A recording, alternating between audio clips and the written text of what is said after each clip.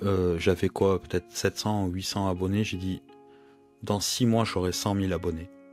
Voilà, donc je me suis pas entouré. C'est après mon problème de santé que j'ai compris en fait l'importance de pouvoir s'entourer de d'autres personnes et d'écouter. Et le premier invité que j'ai eu, ça a été Gaël, mon fils. Là, le plus gros post que j'ai fait, il a fait, je crois, 4 800 000 vues sur LinkedIn. Bienvenue sur Media Game, le podcast qui vous emmène à la rencontre des créateurs de communautés, ceux qui ont 1000 vrais fans. Ici, on explore les histoires inspirantes de personnes qui ont su cultiver leur passion en une communauté, ceux qui ont su bâtir une présence en ligne forte et authentique. Je m'appelle Marion Carnero, cofondatrice de My Name is Bond, l'agence qui automatise ta croissance sur les réseaux sociaux. Ensemble, on va découvrir les secrets des créateurs de communautés à succès. Alors reste à l'écoute. Hello Michel. Merci d'avoir accepté mon invitation sur le podcast Media Game. Comment ça va ? Ça va et toi ? Merci pour cette invitation, ça me fait toujours plaisir de partager mon expérience. Bah ouais, parce qu'on ne parle pas à n'importe qui, on parle au deuxième influenceur France d'après le classement de Favicon. Bah écoute, n'importe qui, non, je pense pas être important. Je pense que c'est une valorisation qui me permet de continuer aussi, et surtout ça fait toujours plaisir d'être bien classé, mais ça veut pas dire que je suis quelqu'un d'important. Très modeste. On va y revenir tout à l'heure de toute façon. Bon, c'est vrai que là, les gens s'en rendent peut-être pas forcément compte, mais on est en train d'enregistrer entre midi et 2 parce que tu n'es pas que créateur de contenu. Oui, je suis avant tout un gérant de pressing. Comme on peut le voir derrière moi, il y a tout le matos et les habits que je dois faire aujourd'hui, que j'ai pas fait encore, que je dois repasser. J'ai beaucoup de travail en attente. Je suis donc gérant d'un petit commerce sur la ville de Montpellier où je m'éclate et je m'amuse. C'est comme ça que je gagne ma vie en tout cas. Ok, c'est quoi ton histoire à toi? Comment est-ce que tu en es venu justement à prendre la parole sur les réseaux sociaux? Alors moi, je suis arrivé vraiment par hasard sur les réseaux et j'ai commencé il y a à peine 20 mois sur LinkedIn. Mais en fait, j'ai une expérience un peu riche en réussite et en échec. Et c'est comme ça en fait que j'ai décidé Ok. d'arriver sur les réseaux pour pouvoir en parler aux autres. Mais vraiment par hasard. Tu veux que je te raconte? Ok. Bah ouais, je veux que tu m'en dises plus. Ok. Bah, je vais essayer de te raconter mon parcours en rapide parce que sinon on va mettre trop de temps. Moi, je suis né au Sénégal. Mes parents étaient très pauvres. Je suis né à Dakar et en fait, j'ai toujours tout. Enfin, mes parents ont toujours tout fait pour qu'on garde une vie confortable, mon frère et moi. Et quand j'ai eu 14 ans, ma mère est venue me voir, elle m'a dit, Michel, ton grand frère, il va aller faire ses études à Montpellier. Est-ce que tu veux y aller avec lui? J'avais 14 ans. J'ai dit oui. Hmm. Donc on est venu avec mon frère en France. On s'est intégré, enfin surtout moi parce que lui était déjà là depuis un an. Et j'ai en fait changé complètement de vie parce que alors attention, c'était il y a un peu plus de 20 ans. C'est pas comme aujourd'hui, il n'y avait pas Hmm. internet, il y avait même pour appeler les parents, il n'y avait pas WhatsApp, c'était pas aussi facile que ça de changer d'univers. Mais j'ai réussi, et pendant cette période-là de lycée, j'ai travaillé tous les matins avant d'aller en cours, en faisant des ménages, en fait, tout simplement, pour pouvoir soulager mes parents et aussi avoir mon indépendance financière. Une fois que j'ai eu mon bac, j'ai décidé d'arrêter les études pour tout de suite travailler, et surtout pour développer de l'expérience et des compétences. Ensuite, je suis rentré dans l'humanitaire, j'y suis resté 15 ans, là aussi j'ai développé plein de compétences et de l'expérience, j'ai appris énormément de choses, notamment en communication, parce que ça a toujours été une de mes passions. J'essaie de le placer pour que on dirait que je fais ma Pour conférence. comprendre la suite. Voilà. Je commence à être entraîné sur ça. Et du coup, en fait, moi, j'ai fait plein de petits boulots différents et j'ai fait des boulots de serveur.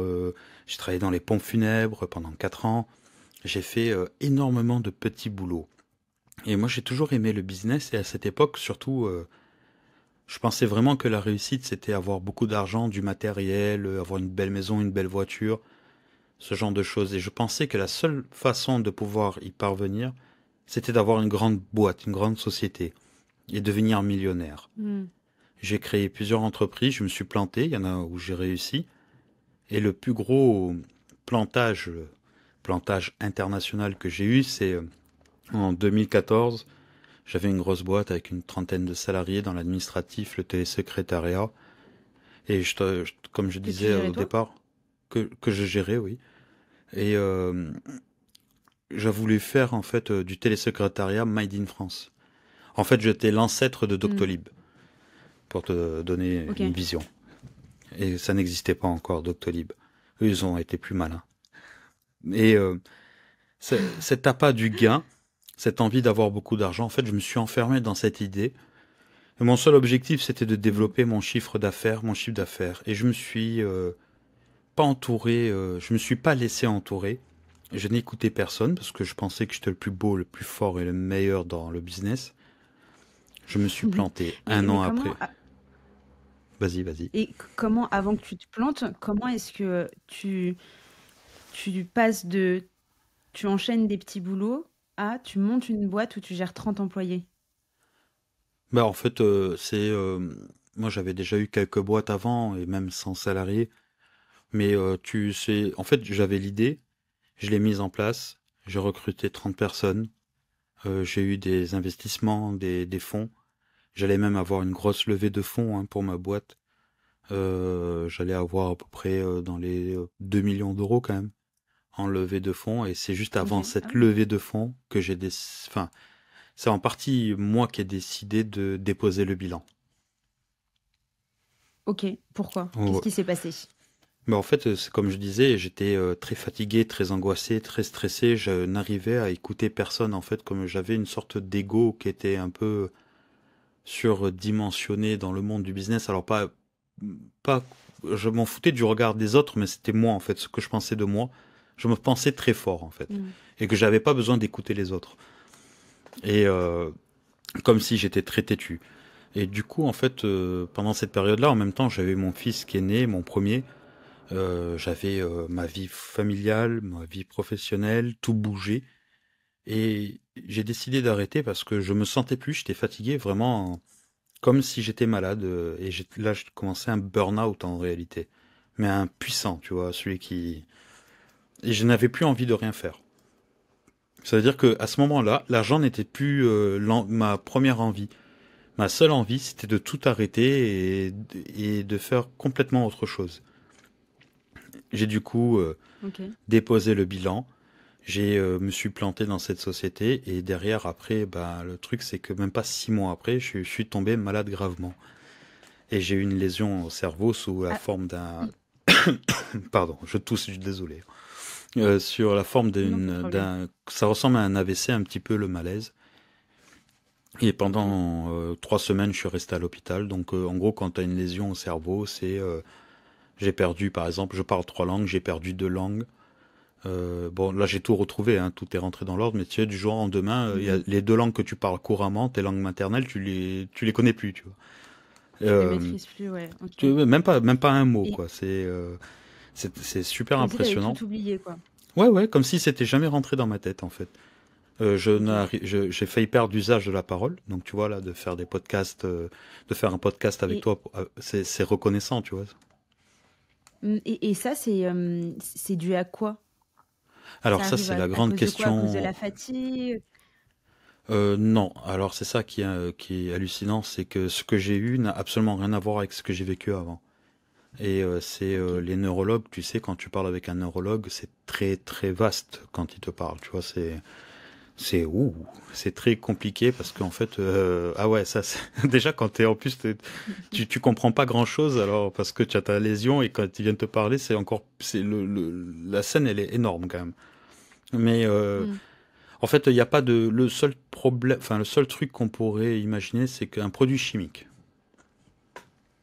Voilà, Ok. ce serait peut-être la cause de mon malaise et de ma lésion au cerveau. Après, j'en saurais jamais rien. Ok. Et je voulais te poser une question également par rapport au burn-out que tu as fait. Oui. Déjà, comment est-ce que tu as compris que c'était le stade du burn-out et pas juste, enfin, quand je dis juste, entre guillemets, hein, tu sais, de la fatigue, de l'accumulation de stress au sein de la boîte. Déjà, donc première question. Et comment est-ce que tu t'es entouré? Comment est-ce que tu as réagi justement face à ce burn-out, au-delà du fait d'avoir déposé le bilan?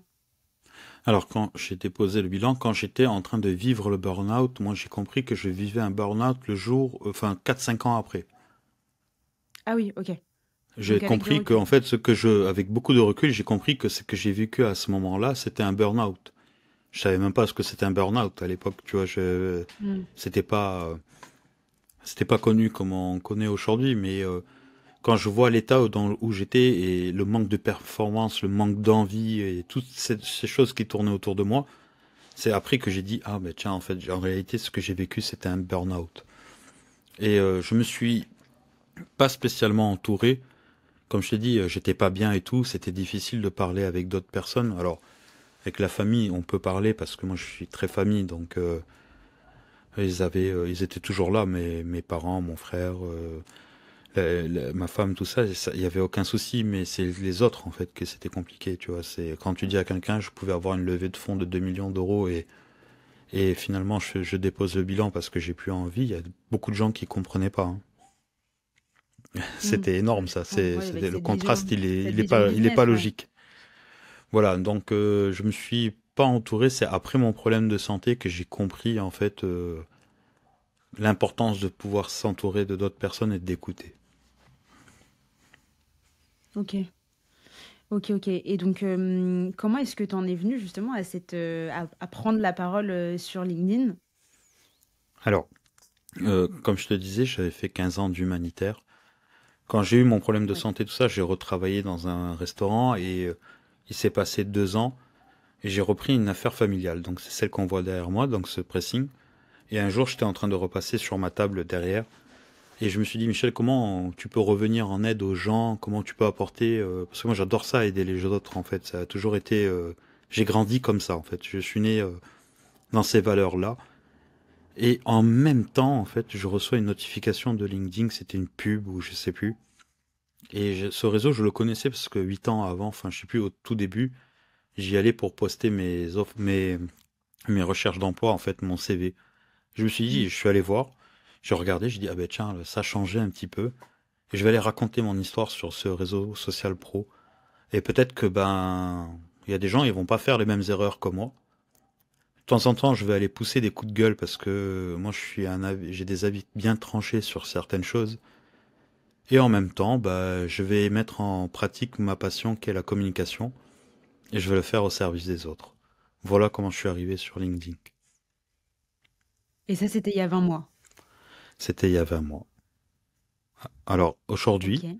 cette date-là, le 28 avril, ça fait 2 ans, jour pour jour, c'est un truc de fou, que j'ai reçu cette notification. C'est une belle preuve. Voilà. C'est le Je signe du l'avais- destin. C'est un signe des destins, c'est The Podcast.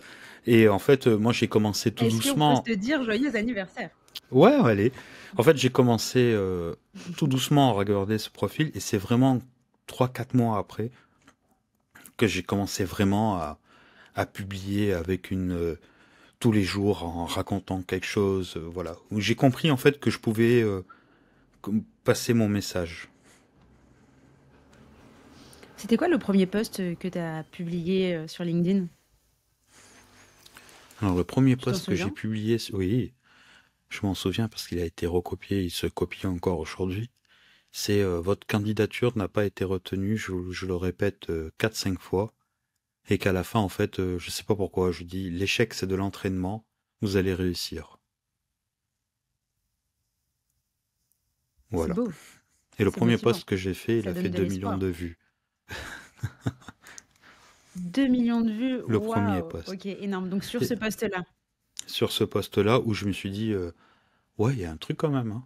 Alors moi, j'étais pas très réseau avant, mais alors j'étais à fond sur les réseaux, mais plus pour le business sur Facebook à l'époque, ce genre de choses. J'organisais des événements avec et tout, mais je Mhm. n'avais pas cette notion de nombre de vues, de viralité. Enfin, je m'étais jamais exposé comme ça. En fait, j'avais jamais eu cette notion. C'est moi en fait quand j'ai vu le post et que le lendemain il était à 1 million de vues, j'ai dit waouh, il y a un truc là quand même, hein. Et c'est là où j'ai compris Mhm. que je pouvais faire quelque chose avec ce réseau. Et j'ai mis beaucoup de temps avant de me lancer. parce que je savais pas comment construire les choses, et c'est à partir de septembre-octobre vraiment que là j'ai commencé à envoyer du lourd. Ok. Quelle différence entre le moment où tu t'es lancé et le moment justement où tu as commencé à envoyer du lourd? Est-ce que au début, je sais pas, tu faisais un peu peut-être tes publications à l'arrache, tu vois, au feeling, et après tu étais beaucoup plus cadré? C'était quoi ton organisation? Alors au départ, quand j'ai commencé, bon même quand j'avais fait le premier post avec beaucoup de vues et tout, c'est que je m'en foutais un peu en fait. Moi j'avais beaucoup de travail à cette époque au Hmm. pressing parce que je faisais plusieurs activités au pressing. Je faisais les colis, je sais pas si tu vois, c'est les trucs où tu commandes Oui. là, les mondiales relais colis. Moi j'étais un des plus gros en plus de la région Languedoc, donc j'avais pas vraiment le temps de me mettre sur un téléphone. Pardon. Et un jour je me suis dit, je vais aller sur ce réseau-là, et je te le dis comme ça, cash.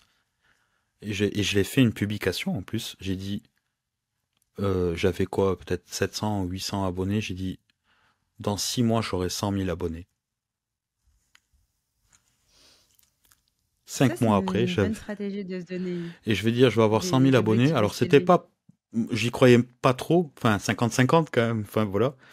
Et je me suis dit, voilà, si on veut que notre parole passe, mon message passe, il faut que j'ai une belle communauté. Et Hmm. si c'est publié pour pas que ce soit visible, ça sert à rien. Et pour pouvoir avoir une belle communauté, pour que mon message passe, voilà ce que j'ai fait, voilà ce que je vais faire. Et ça, c'était dans ma tête. Et je l'ai annoncé sur le réseau. J'ai dit, je veux avoir 100 000 abonnés pour pouvoir apporter de la motivation à beaucoup de monde. C'était mon objectif, en fait. Mais je savais pas que mon Hmm. objectif, il allait être réalisé. Plus c'est gros, plus ça passe, hein, comme on dit. Ouais, j'aurais dû dire 500 000. Et bah, pour l'année prochaine, ça peut être Ça un fait nouvel beaucoup, ça. objectif, hein. Et, et comment est-ce que tu t'es organisé au quotidien, toi qui finalement n'avais pas le temps, parce que en parallèle, tu as ta boutique à faire tourner, enfin, faut que tu t'occupes de ta famille aussi, de ta femme, de ton enfant. Alors, Comment est-ce que tu as intégré la création de contenu dans ton quotidien? c'est une très bonne question. Moi, quand je suis arrivé sur ce réseau, je me suis pas pris la tête. Et je crois que quand je suis arrivé, j'étais le seul à pas me prendre la tête sur ce réseau. Ça veut dire que déjà, je publiais pas pour gagner de l'argent. Donc je suis libre. Je dis Mm. ce que je veux et je fais comme je veux. Par rapport à tous les autres créateurs de contenu, que ça marche ou que ça marche pas, ça n'a aucun impact, même encore aujourd'hui, sur ce qui me ramène à manger à table. Ça, c'est ma Mm. liberté, c'est mon indépendance. Et l'autre chose, c'est que moi, j'ai horreur des contenus institutionnels. Que ce soit dans la vraie vie ou que ce soit dans les réseaux, je ne supporte pas les gens qui en font trop pour expliquer quelque chose de simple. Moi, Mm. je vais direct à l'essentiel. J'ai une idée qui passe par la tête, je la décris. J'ai commencé par faire des posts courts où je faisais une ou deux phrases et ça cartonnait. Pourquoi? Parce qu'en fait, pourquoi faire toute une dissertation alors que les gens sont intéressés que par la conclusion? Et c'était comme ça que je fonctionnais. Et surtout dans les réseaux, sachant que les trois quarts du temps ça passe par du visuel, pas besoin d'en faire trop. Si tu veux capter l'attention, tu y vas direct à l'essentiel. Et je vais donner un petit cours de communication à tous ceux qui travaillent dans le marketing et la communication. Dans la communication, tu as un émetteur et un récepteur. Toi, ce que tu veux faire, c'est trouver le message qu'il y a entre les deux. Et ce message, plus il est simple, plus le récepteur va l'écouter. Et arrête de te prendre la tête à vouloir faire des montagnes, descendre, faire une courbe. Tu vas direct. Tu vas dans son oreille ou dans ses yeux et ça suffit. Et moi, je l'ai compris dès le départ parce que quand je travaillais dans la communication, j'ai travaillé dans la communication en gestion de crise. Par exemple, Mm. il y a un tremblement de terre, comment on communique pour que la Oui. population en fait J'avais eu soit des cours. voilà. Et c'était ma spécialité. Et on va direct à l'essentiel. Celui qui a un Ouais, t'es problème, obligé de il toute va pas. façon sur des sujets Voilà, tu aussi vois. importants. Et c'est ça en fait que j'ai mis en place dans ma com, mais je l'ai fait sans faire exprès parce que pour moi c'était très naturel. Et je me suis pas dit, il faut que tu sois simple. C'était simple parce que j'avais pas le temps. Il fallait que je fasse ma publication Et voilà. Et un jour, je suis arrivé avec des pancartes. Et là, Ouais, ça... c'est ce que j'allais te demander. Oui, parce qu'on parle de pancarte, mais c'est vrai que moi, la première fois que je t'ai découvert, c'était avec une publication avec ta pancarte. Et je pense C'est que c'est ça. l'une des publications qui a été le plus vue sur LinkedIn. Mais avant d'en venir aux pancartes, ma question est la suivante. Tu parles donc de visuel. Tu sais que dans la communication, le visuel, bah, c'est important, ça peut avoir beaucoup plus d'impact parce que bah, déjà c'est visuel, pas Ok. besoin d'utiliser les mots et surtout il y a un autre élément, c'est que sur LinkedIn, tu fais un post de quelques lignes versus tu fais une image, enfin tu postes une image, t'as quand même tu prends plus de place avec l'image. Donc potentiellement, tu as plus de chances pour que les personnes s'arrêtent sur ton post. Est-ce que toi, dès le début, tu l'as intégré ou est-ce que tu as attendu d'avoir fait quelques publications pour commencer à faire, enfin, à te montrer finalement et à te prendre en photo? Parce que il me semble que toi, les photos que tu postes, tu es toujours dessus. Ça humanise vachement ton post, je trouve. Alors, moi, j'ai commencé vraiment à publier des photos de moi, je crois, en janvier 2022.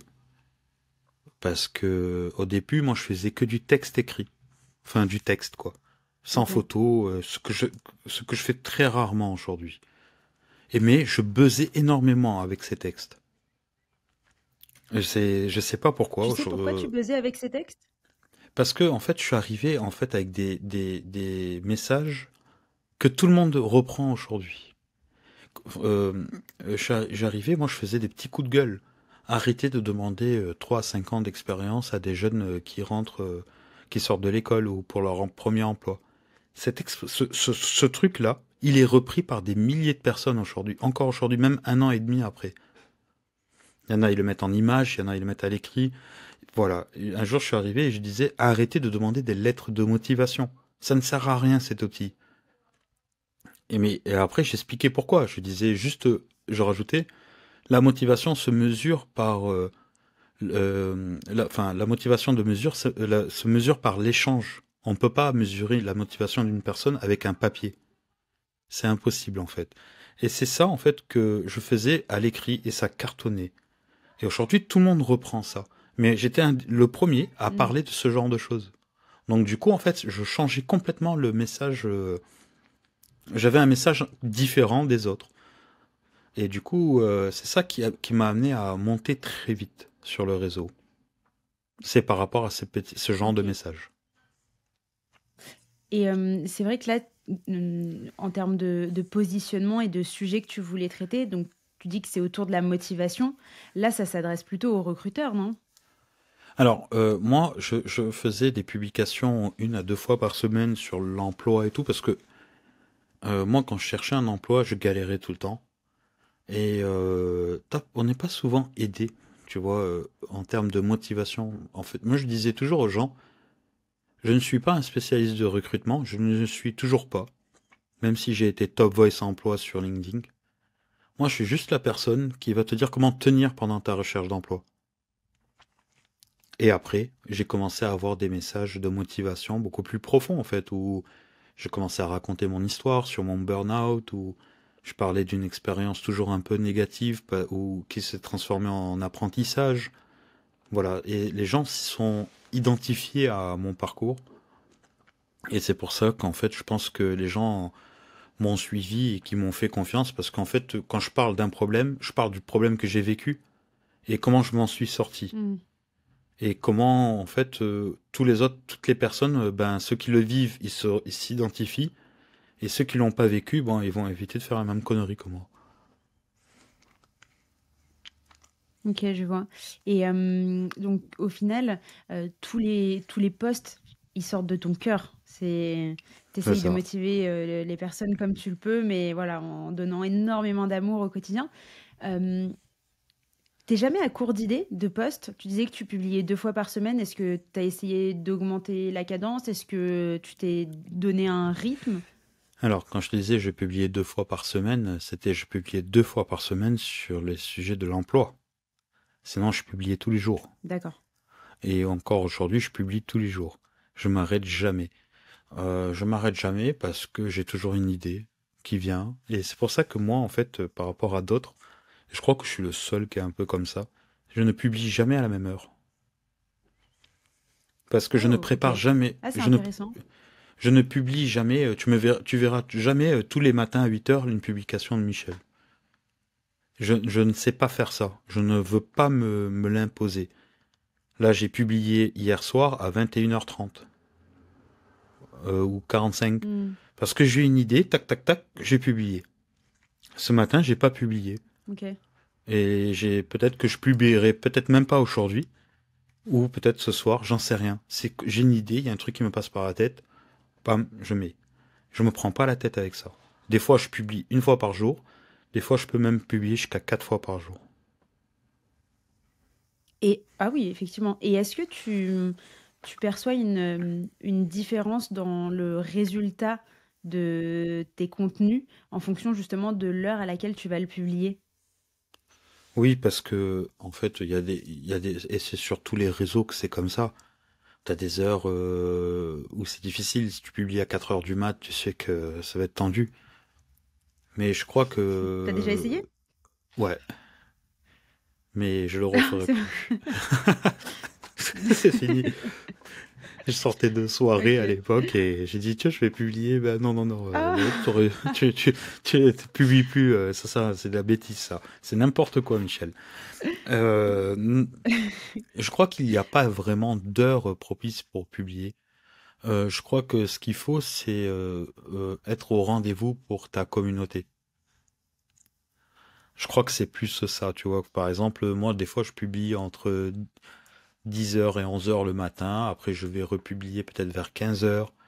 Et des fois, vers 17 heures. Je crois qu'il y a des heures comme ça où c'est mieux. Mais en réalité, franchement, j'en sais rien. J'ai jamais eu j'ai jamais vu parce que j'ai publié à 9 heures, ça a mieux marché que parce que j'ai publié à 11 heures. Hmm. Tu vois, j'arrive pas. Et des fois, quand T'analyses je tes le pense, résultats? ouais, oui, moi je suis quelqu'un qui aime beaucoup les stats et qui analyse tout. Moi, pour te donner une idée, Ok. les plus gros buzz que j'ai fait, quand je te parle de buzz, c'est des gros, les méga internationaux buzz, ça a toujours été le week-end, Ok. Et quand on le parle de dimanche. buzz, tu parles de combien de vues, d'engagement? Alors, moi j'ai une particularité, c'est que je regarde jamais les vues. Enfin, je Tu- me dis pas, waouh, j'ai fait, là le plus gros post que j'ai fait, il a fait, je crois, 4 800 000 vues sur LinkedIn. Ok. Voilà, c'est un gros poste. Il est un peu plus, il est à 100, il va arriver à 110 000 likes, pour te donner une idée. Oui, c'est énorme. Voilà. Je regarde le nombre de likes parce que, en fait, ça veut dire qu'il y a quand même, pardon, 110 000 personnes qui ont appuyé sur ma publication. Pour moi, ça a plus de valeur que 4 800 000 personnes l'ont vu. Hmm. Tu vois? Et en plus, c'est des impressions, c'est pas des vues. Donc voilà, moi j'appelle voilà les buzz, des buzz comme ça. Bon, celui-là, il est pour arriver à le battre, en tout cas moi, hein, pas les autres. Il y a des gens qui ont Mhm. battu ce score. Je pense que ça va être très difficile, mais moi quand je commence à faire un gros buzz, c'est quand j'ai dépassé allez, 15 000 likes. Ok. Voilà, Et ça d'ailleurs, représente 1 million de vues. cette publication dont tu me parles qui a fait donc le buzz, c'est une publication qui est... Est-ce que tu te souviens du sujet? Alors oui, c'était il y a un mois et demi environ seulement. Ok. J'ai juste mis en fait c'est une mini punchline que j'ai fait au monde du recrutement où j'ai dit recruter c'est bien mais garder ses salariés c'est mieux. Et j'ai rajouté il faut juste les écouter et les respecter. Ça je l'ai fait sur une image et au-dessus j'ai marqué logique non. Ouais, Voilà, c'était c'est juste une petite percutant. voilà, c'était simple.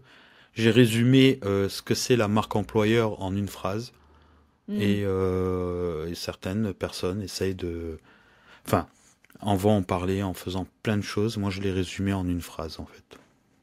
Mais en fait, on en vient à ce que tu disais tout à l'heure, effectivement, que dans la communication, il faut aller au plus simple. Et la C'est preuve en ça. est, c'est que toi, ton message est simple, il est compréhensible par énormément de personnes. Et donc, les gens arrivent facilement à s'identifier et à comprendre ton message et donc à interagir avec. C'est exactement ça. Et on pourrait croire que Des fois, tu sais, sur les réseaux, quand tu réussis comme ça et quand tu parles de management et tout, parce que beaucoup de personnes en parlent de management et tout, mais moi, je suis un peu dans le vrai, parce que en fait, tout ce que je dis, c'est ce que j'ai vécu, ou en tant que manager, Mm. ou en tant que manager. Parce que dans ma vie, j'ai managé environ et recruté environ 350 personnes. C'est le nombre de personnes que j'ai ou recruté ou managé dans des boulots complètement différents. Donc tout ce que je dis, c'est par rapport à mon vécu. Et quand je dis par exemple, le bon manager n'est pas celui qui va te demander de finir plus tard, mais celui qui va t'aider à finir à l'heure. Mm.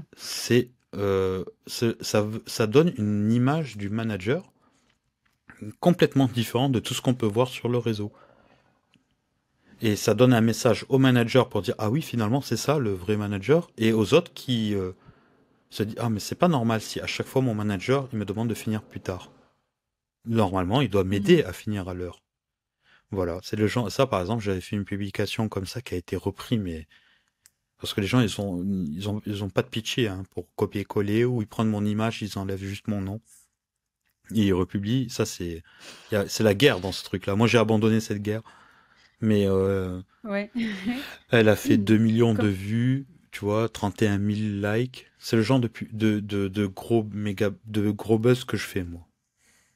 Pas tous les Ok. jours, sinon Et j'aurais ça serait un million d'abonnés, euh, mais ouais, ouais, tu m'étonnes. Mais quand on a autant de visibilité, quand on fait autant le buzz, j'imagine que t'attires pas que des personnes qui sont d'accord avec toi ou que des personnes qui vont en oui. ton sens. Alors, Comment est-ce que moi, tu gères les bad buzz? Enfin, c'est peut-être pas alors, bad buzz d'ailleurs, là, il y a deux choses. Il y a d'abord oui, les le personnes bad buzz, c'est effectivement quand je qui fais une sont pas d'accord publication avec toi. qui, euh, moi, ça a commencé très tôt. Parce que, en fait, j'ai une particularité, et c'est pour ça que je suis allé très vite sur ce réseau, c'est que j'avais presque la même visibilité que j'ai aujourd'hui, mais quand j'avais 5 000 abonnés. Je sais pas si tu Ok. vois la dimension de la visibilité. Mm. Et quand tu as 5 000 abonnés ou 10 000 abonnés et que tu as une visibilité comme la mienne, ce que j'ai aujourd'hui, tu attires des jaloux. Mhm. Oh, Michel, il triche. Oh, Michel, il utilise des pods. Oh, Michel, c'est un arnaqueur. Derrière, il va essayer de vendre des trucs. Michel, de toute façon, il n'y comprend rien en emploi. Tout ça, c'est pour avoir des abonnés. Oh, Michel, si. Oh, Michel, ça. Michel, retourne dans ton pressing, repasser tes chemises et laisse les pros faire. Chacun sa place sur ses réseaux. Oh Michel, ça. Alors, juste, je vais en profiter dans ton podcast pour leur dire à toutes ces personnes, haters, pas haters, jaloux et tout. Tout ce que vous avez fait, merci. Vous m'avez donné la force. Mais autre chose, moi, les vrais haters, je les ai connus dans la vraie vie. Et Mm. c'est pas un message ou un commentaire qui va me déstabiliser ou me faire peur. Et surtout, arrêtez de faire ça, quoi, parce que ça sert absolument à rien. Et je les invite tous à toujours continuer parce que franchement, des fois, grâce à ces personnes-là, tes posts ils buzzent. Ouais, bah oui, ça aide. Voilà. Donc, pour finir Ok. sur les gens alors moi, je fais la différence entre une personne qui n'est pas d'accord et un haters entre guillemets. Le haters, il vient, il déverse sa haine, il part. Il attend même pas ta réponse. Ça, sur LinkedIn, Mm. j'en ai jamais vraiment pas trop eu. Moi, c'était plus du méchant, vicieux. Je t'envoie un message, je fais copain avec Mm. toi, je m'intéresse à toi, dès que je peux te fracasser. En fait, je faisais peur parce que bah, je montais vite. Et je sais pas pourquoi, ils avaient peur que je prenne leur place dans certains domaines. Et en plus, c'était impensable. Et je sais pas pourquoi ils avaient cette idée-là de moi qui voulait gagner plein d'argent avec ça, que je mentais, que je n'étais pas authentique. Et ces mêmes personnes-là, aujourd'hui, bah, gagnent de l'argent beaucoup avec LinkedIn. Et moi, je suis toujours dans mon pressing. Et Mm. c'est et Une belle pourtant leçon de j'ai vie. et pourtant j'ai 10 fois plus de visibilité qu'elle. J'ai beaucoup plus une plus grande communauté qu'elle aujourd'hui. Mais eux, ils ont complètement changé et moi, je suis toujours pareil. Donc ça, c'est les gens, en fait, c'est l'humain, tu vois. Tu peux pas changer ça. Après, il y a des personnes qui sont pas d'accord avec mes messages, mais ils argumentent. Mm. Michel, je suis pas d'accord avec ce post parce que, ok, on crée le débat.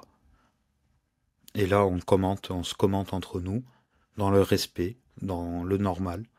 Et en réalité, les gens, pardon, qui vont lire, ils vont apprendre de la personne et de moi. Ils vont se faire leur propre idée à la fin. Et c'est comme ça qu'on construit. C'est comme ça aussi qu'on a beaucoup de buzz finalement, c'est en créant du débat parce que c'est ce qui attire les gens et c'est ce qui les rend d'autant plus curieux. Complètement. Si s'il n'y a pas de débat, si on discute pas, si moi à chaque fois que quelqu'un, alors attention, celui qui commence par ton poste c'est vraiment de la merde. Mais voilà, je suis pas d'accord avec ça. Moi ça je réponds même pas, hein. Mm. Tu vois, c'est où tu n'es pas légitime pour parler de ça. Ok, mais je suis pas d'accord. Non, c'est bon. Les donneurs de leçons, il y en a trop. Et quand on est, quand on est influenceur, quand on est classé deuxième influenceur de France sur LinkedIn et qu'on a une communauté de 200 000 et quelques personnes, euh, comment est-ce que Pardon. ça se passe? T'inquiète. Comment est-ce que ça se passe au niveau des DM? Est-ce que tu arrives à répondre à tout le monde? Est-ce que tu prends le temps de répondre à tout le monde? En termes, quand tu es classé comme ça, ou même quand tu fais beaucoup de gros buzz, je reçois énormément de messages. Je ne peux pas répondre à tout le monde. Je reçois 50 à 60 messages par jour. Je ne peux pas. Malheureusement, j'ai des oublis, en plus, la messagerie LinkedIn, elle est super compliquée Mm. à gérer. Moi, je peux pas. Je n'y arrive pas. C'est pour cela que j'ai mis sur mon site web un truc pour que les gens puissent prendre rendez-vous et m'appeler. On s'appelle pendant 15 minutes sans payer, hein. Et je préfère communiquer comme ça avec eux. Mais par message, c'est super compliqué. En plus, 90% des messages, c'est bonjour. Mm. Moi, quelqu'un qui commence sa discussion par bonjour, je ne peux pas engager la discussion. Écris tout le message et ça va aller plus vite en fait. Mais je peux pas. Bonjour, bonjour, ça va et toi? Ok, voilà, tu vois. Non, c'est surtout sur LinkedIn, sur les Insta, tout ça. Ouais, Ok, je peux le comprendre, mais sur LinkedIn, c'est un réseau pro quand même. ouais, ouais, faut aller Il droit faut au but, engager quoi. la discussion Et directement. tu parles de créneaux de 15 minutes que tu ouvres aux personnes pour qu'ils puissent échanger avec toi. Tu le trouves où ton temps? Parce que entre gérer ton contenu sur LinkedIn, entre gérer ton pressing, ta vie de famille. En fait, moi, j'ai une particularité, c'est que je fais tout de mon pressing. Déjà, en termes d'espace d'espace de travail, tout est configuré, donc vous pouvez le voir. Là, j'ai mon fond jaune, donc on ne le voit pas très bien, mais j'ai mon petit parapluie pour ma lumière. J'ai mon micro, j'ai mon ordinateur, j'ai ma petite ring light derrière. Je fais tout ça avec ces petits moyens. Et des fois, pendant que je tourne une vidéo ou pendant qu'il y a un client qui arrive pour le pressing, je le sers. Qu'est-ce que vous faites, monsieur? Je suis sur les réseaux. Ah oui, ok, c'est super, vous parlez de quoi? Je lui raconte ma vie. Et à la fin, il me dit où je peux vous suivre. Du coup, je gagne un abonné et je gagne des sous. Ça, tu vois, ça me permet d'être rentable dans les deux domaines. En termes de timing par rapport au quart d'heure, je me suis fixé 2 fois par semaine où j'accorde ce quart d'heure aux gens. Ça fait 30 minutes en tout dans la semaine. Mm. C'est pas beaucoup, mais c'est déjà pas mal. Donc jusqu'à, je crois, novembre, mon carnet il est plein, mon truc, pour ce genre de rendez-vous. En fait, je me prends pas la tête. J'arrive le matin vers 7h30 au travail. J'ouvre à 9h le pressing. Donc pendant ce temps-là, je vais tourner parce que moi je ne me suis pas que sur LinkedIn, je suis sur TikTok aussi et sur les autres. Donc j'ai trouvé ma ligne éditoriale sur TikTok qui m'a fallu à peu près 9 mois. Enfin, depuis janvier, j'ai commencé vraiment. Et je fais mes vidéos avec mon fond jaune, j'enregistre, j'adore. En fait, c'est des moments que je m'éclate le plus quand je fais des vidéos, les montages. J'ouvre mon pressing. Je fais en général une publication sur LinkedIn. Je vais répondre aux commentaires. Je vais repasser une chemise. Je sais plus c'est qui disait sur ta publication ma routine du matin, appelle la voilà. Oui, Il y en a un qui avait posé cette question. Bon, avant tout j'ai à quand fait. même j'étais chez moi, je me suis occupé de mes enfants. J'en ai peut-être déposé un à l'école parce que j'en ai 3. peut-être une chez la nounou et l'autre à l'école aussi. Donc après avoir fait toute cette partie familiale, voilà comment mes journées se passent. Et entre midi et 3 heures, mon pressing il est fermé. En général, c'est à ce moment-là, parce que j'ai mon podcast aussi où j'enregistre des podcasts. Donc là, je suis aujourd'hui en invité, ça fait du bien, ça repose. Et je Effectivement. fais mon podcast, je fais le montage, après je rouvre le pressing, et après je vais chercher mes enfants. Des fois, je fais une vidéo TikTok dans la voiture quand j'attends mon fils devant l'école. J'ai un quart d'heure de battement, Dans je la fais ma vidéo. voiture, Ouais, c'est mes vidéos qui cartonnent le plus en plus sur TikTok. t'es tout terrain, Mm. c'est incroyable. Ah oui, ben en fait, je crois que c'est exactement pour faire une transition, c'est mes petits moyens et mon manque de temps m'ont amené à réussir. Si j'avais tout, le temps, l'argent, tout, ben j'aurais peut-être pas eu l'inspiration. Et une fois, Mm. j'étais devant mon école, enfin l'école de mon fils, et je me suis dit, mais attends, je suis un privilégié quand même, tu vois, de pouvoir aller chercher mon fils quand je veux à l'école. Et j'ai fait une Mm. vidéo sur TikTok et j'ai dit, j'ai raconté une histoire en fait que quand j'avais des salariés, qu'il y avait un de mes employés qui voulait partir plus tôt pour aller chercher ses enfants. J'ai raconté cette histoire et je lui ai dit que moi je lui ai accordé, enfin je m'en foutais, bien sûr, tu peux partir plus tôt pour aller chercher tes enfants, mais c'est pas tout le monde qui accepte. Et j'ai montré l'école de Mm. mon fils et j'ai dit, voilà, si moi je le fais, pourquoi pas mes employés? Et Ouais, bien sûr. ça fait des millions de vues, tu vois. Ouais. Et c'est comme ça Et là, que je crée tous mes contenus dans cet état d'esprit-là. donc t'as pas de stratégie particulière, si ce n'est encore une fois créer ton contenu finalement avec le cœur et avec ce qui t'arrive au quotidien. Tu essayes d'expliquer et d'imager de ce que tu ressens, ce que tu vis et comment est-ce que toi tu l'appliques dans ta routine au quotidien et comment est-ce que tu l'appliques aussi dans le domaine du travail. Euh, Tu as parlé de plusieurs choses, tu as parlé de TikTok, tu as parlé de ton podcast. Je voulais y venir justement. Donc là, jusqu'à présent, on avait beaucoup parlé de LinkedIn. À quel moment tu as décidé de te lancer sur une nouvelle plateforme? Donc, si je dis pas de bêtises, d'abord tu t'es lancé sur TikTok et par la suite tu as développé Non, ton podcast. Ah, oui. c'est l'inverse? Non, non, Non, c'est ok, ça, ouais. t'as raison. Ouais. C'est vrai que tu vois la différence entre LinkedIn et TikTok, elle est quand même assez importante dans le sens où bah, LinkedIn, c'est plus de l'écrit. Alors même si tu vas ajouter des visuels, disons que la vidéo n'a pas autant sa place que sur TikTok qui est complètement dédié à la vidéo. Donc, quel a été le déclic? Alors, je vais t'expliquer. Pour en revenir juste avant à ce que tu disais que je n'ai pas de stratégie, j'en ai qu'une de stratégie, moi, c'est de me réinventer à chaque fois. Parce que si je me réinvente pas, c'est là où je meurs sur le réseau, et notamment sur LinkedIn. Mm. J'ai commencé par les posts courts, je suis arrivé avec des pancartes. Les pancartes ne représentent que 15 à 20 publications sur à peu près 2500, 3000 publications. Sauf qu'elles ont fait 50 millions de vues en tout. Ouais. Donc, et jusqu'à aujourd'hui, un an après, on croit toujours que je suis la personne aux pancartes. Et t'as vu le nombre de personnes aujourd'hui sur le réseau qui utilisent des pancartes, des tableaux, des trucs, des ci et des mi. Tu vois, donc je suis celui qui l'a un peu démocratisé sur le réseau et ça a inspiré. Du coup, quand tout le monde fait des pancartes, les pancartes ne marchent plus. Il faut que je me réinvente. Mm. Je suis arrivé avec les posts courts, donc les pancartes. Après, j'ai commencé à faire des vidéos complètement différentes. Et aujourd'hui, je suis arrivé avec mes encarts jaunes, là, tu vois, où je mets ma citation, un truc en bas et mon nom. Et là, aujourd'hui, je suis en train de chercher à comment changer ça parce que bah, j'ai l'impression que beaucoup de monde le font maintenant. Ils mettent leur Mm. truc, ça ressemble un peu à Twitter. Et maintenant, il va falloir que je change. Et c'est ma seule stratégie. Et pourquoi je suis arrivé à créer TikTok et le podcast, c'était ta question. J'ai commencé par TikTok parce que déjà, quand tu es sur les réseaux, il faut voir les choses toujours comme un peu du business. Si je me concentre uniquement sur LinkedIn et que je commence pas à aller voir ailleurs ce qui se passe, je vais être dépendant de LinkedIn. Et quand j'ai commencé sur TikTok, c'est complètement deux mondes différents. L'un, c'est de Mm. l'écrit, de la photo, de temps en temps de la vidéo. L'avantage de LinkedIn, c'est que tu peux utiliser n'importe quel support pour publier. Et TikTok, tu n'as pas le choix, c'est que de la vidéo. Et je me suis dit, je vais aller sur ce réseau-là.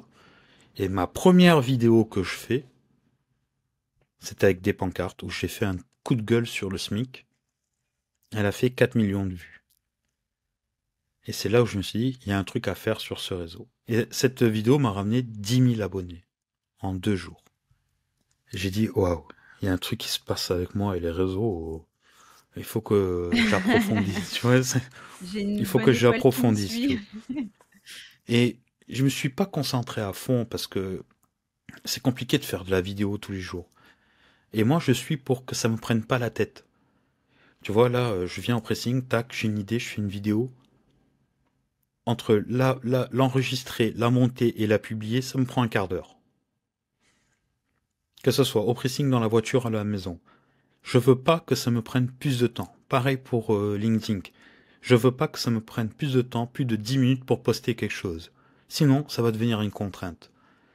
Et sur TikTok, j'ai Mm. commencé à parler en fait de ma vie, enfin de choses beaucoup plus. Non, en fait, ce que j'ai remarqué, c'est qu'en vidéo, c'est plus facile que sur l'écrit. Donc, je fais un post écrit sur LinkedIn et je le développe en vidéo sur TikTok. Et aujourd'hui, sur Donc tu TikTok, réutilises ton contenu. voilà. Et du coup, ouais, sur TikTok, je suis à peu près 55 000 personnes qui me suivent là, depuis janvier. Ok. Et est-ce que tu sens la différence d'audience que tu as justement entre LinkedIn et TikTok? Et complètement. C'est pas du tout les mêmes cibles, c'est pas du tout les mêmes personnes. Il y a beaucoup de gens qui disent oui, je le suis aussi sur LinkedIn, sur TikTok, mais très rarement l'autre sens. Ou sur LinkedIn, ah, je le suis aussi sur TikTok. Tu vois, donc TikTok est beaucoup plus viral, beaucoup plus connu, beaucoup plus à la mode, beaucoup Mm. plus truc. Mais par contre, il y a un truc qu'il a en moins à LinkedIn, c'est qu'il est beaucoup moins convivial. Tu peux moins Ouais, discuter avec ta communauté que sur LinkedIn où vous c'est plus pouvez du communiquer quand même divertissement. plus facilement, déjà en commentaire, ce genre de choses. Tu vois, même toi, en tant que créateur, quand par exemple tu fais une vidéo, c'est difficile d'aller voir les commentaires, tu vois, même ce n'est pas fait pour discuter entre nous. C'est fait juste pour que ce Mm. soit vu, ce que tu Ouais, publies. c'est du divertissement. Voilà. Mais là, ça est en train de changer TikTok. Et si LinkedIn ne se bouge pas les fesses un petit peu dans le sens où un peu moderniser tout ça, attention quand même. Ouais, je suis d'accord. D'ailleurs, si tu pouvais ajouter une fonctionnalité à LinkedIn, tu mettrais quoi en place? Je mettrai les réels. Un feed dédié au réel? Ouais, comme font Insta, comme font Facebook maintenant, comme font tous les réseaux en fait, sauf LinkedIn. C'est vrai. C'est un très Je bon mettrai point. un J'y fil avais pour ceux jamais qui veulent pensé. regarder, voilà, et en plus ça cartonnerait sur le réseau parce que ça attirerait de nouveaux utilisateurs, parce qu'il y a des gens qui seraient intéressés peut-être que par la vidéo, et ils iraient chercher un petit peu les clients de TikTok. Et en plus ça serait que souvent des vidéos de professionnels. Donc t'imagines en termes de tuto, en termes de d'apprentissage ou ce genre de choses, si tu avais tous les créateurs qui se sentent de faire des vidéos, qui publient en vidéo, ce qu'ils disent à l'écrit, ce serait Mm. énorme. Ouais, c'est vrai. Mais ça demande quand même un peu plus de travail, la vidéo, non? Quand je vois qu'il y a certains qui mettent 3 heures pour formuler certains posts, je me dis que en 1 heure, tu peux faire au moins une vidéo. C'est vrai, c'est pas faux. Et toi qui publies des vidéos sur TikTok, toi qui crées absolument tout ton contenu, est-ce que tu utilises des outils? Ouais, des outils, c'est-à-dire des logiciels, ce genre de choses. Moi, Logiciels, de mon, montage, enfin ta petite boîte à outils secrète, quoi. mon téléphone. Et c'est l'outil que j'utilise le plus. Les logiciels que j'utilise sur LinkedIn, que, par exemple, c'est bon, il y a Canva. Mhm. Ensuite, pour quand j'écris, donc j'ai pas besoin de logiciel. La vidéo, j'utilise mon téléphone et je fais les montages sur CapCut. Voilà, logiciel très simple d'utilisation. Et sinon, non, j'utilise que ça. Après, c'est des accessoires comme le micro, l'ordinateur. Et encore même l'ordinateur, j'y vais très rarement pour LinkedIn. C'est vrai? Je fais vraiment tout Tu fais tout concentrer depuis sur ton mon téléphone. téléphone. Ouais. Alors, il y a que Bah, au pour moins, le c'est pratique podcast parce que où j'utilise pas les mêmes méthodologies, mais sinon, oui, je fais tout du téléphone. ouais, bah, c'est vrai que c'est plus pratique de pouvoir tout faire. Et je pense que c'est un luxe de pouvoir travailler et tout faire depuis son téléphone parce que justement, ça te permet de garder cette spontanéité dont tu parlais tout à l'heure, de se dire, bah, si tu as une idée de poste dans la voiture, bah, dans la voiture, tu as ton téléphone. Mais si tu as l'habitude d'écrire sur ton ordinateur, ça va être compliqué de poster quand tu es dans la voiture. Complètement. Moi, en fait, je fais en sorte que ce soit simple pour moi. Tu vois, même là, tu vois, j'ai trouvé une ligne éditoriale un petit peu avec mon fond jaune pour mes vidéos TikTok et tout, ma façon d'être. Tu vois, il y a mon petit truc est bien placé comme il faut. Et même là encore, je me dis, tu vois, c'est chiant parce que si je suis pas là, comment je fais en fait? Si je suis pas au pressing, tu vois, je me pose ce genre de questions. Tu vois, Hmm. je veux vraiment, voilà, j'ai l'idée, je le fais et on n'en parle plus quoi. Et je veux pas être limité dans le temps et dans l'espace. Mm. Bah, de toute façon, ce fond que tu utilises actuellement, au vu de ce que tu me dis, de cette volonté de tout le temps te renouveler, de trouver de nouvelles approches, etc., finalement, elle n'est pas très contraignante parce que si tu es au pressing et tu as envie de tourner une vidéo avec ton fond jaune, tant mieux.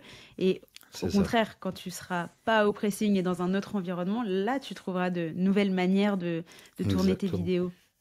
Mais tu as tout compris, et c'est ça en fait. J'ai appris à travailler avec des contraintes. Tu vois, quand, par exemple, des fois on est entre midi et deux, j'enregistre un podcast, il y a un tram qui passe.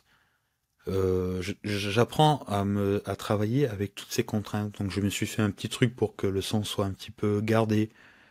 Euh, Quand je tourne des vidéos, il faut que j'attende. Genre, il y a une voiture qui passe, il y a un feu, tu sais.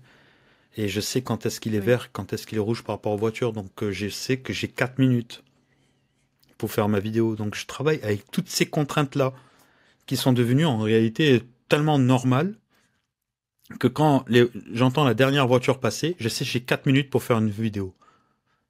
Et c'est tout ça en fait qui m'amène à être super créatif dans ce que je fais.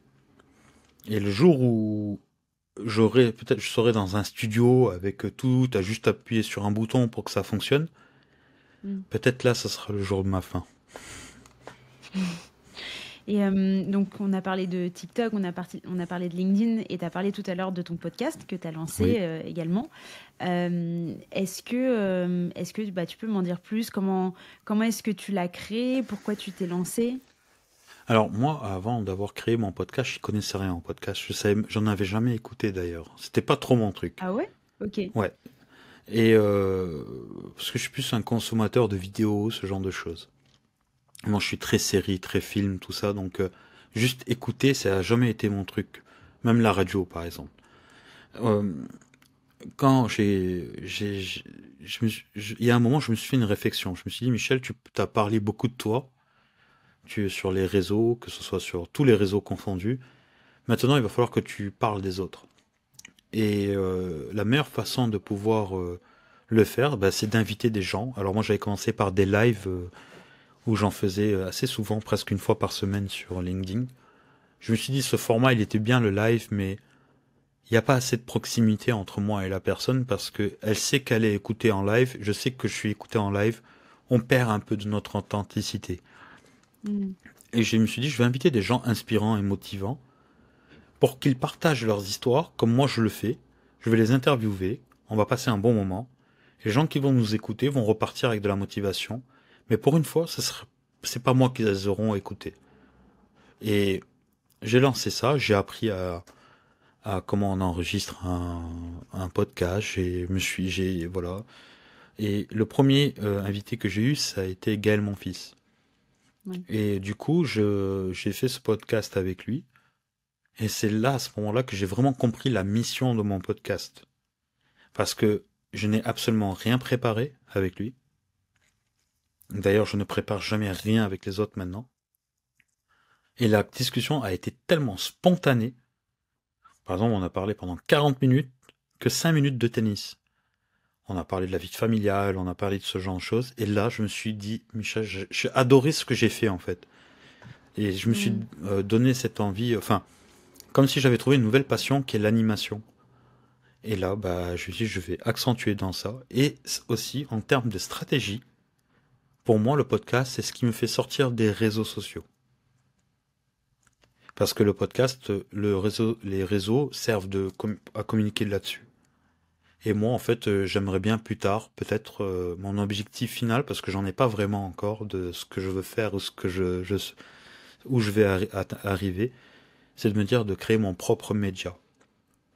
Alors, je Mm. teste le podcast, je vois si j'aime. Peut-être que dans 2 mois, ça va me saouler, parce Ouais, qu'enregistrer, le côté enregistrement et répétitif, quand même, peut te c'est saouler au vrai. bout d'un Il y a moment. beaucoup d'organisation. Mhm. Voilà, donc même dans ta tête, tu sais, au bout d'un moment, tu peux te dire à la fin, tu vois, c'est chiant quand même, voilà, d'enregistrer 20 podcasts par mois. Moi, j'en connais, ils le font.